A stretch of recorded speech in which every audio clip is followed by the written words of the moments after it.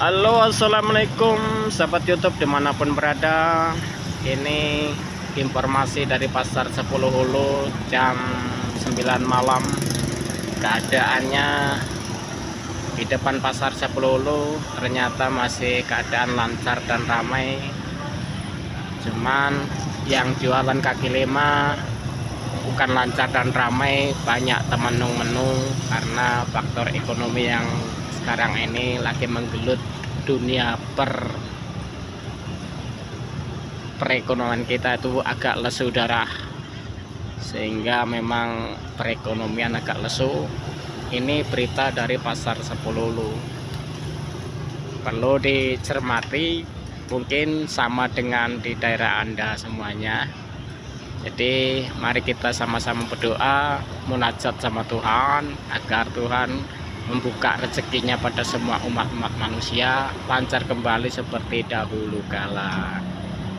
Oke sahabat YouTube, mungkin sekian dulu informasi dari Karni 74. Mudah-mudahan ini ada hikmahnya, mungkin sekedar hiburan atau sekedar berita yang kangen 10 Hulu seperti ini keadaannya. Oke, terima kasih. Wassalamualaikum warahmatullahi wabarakatuh.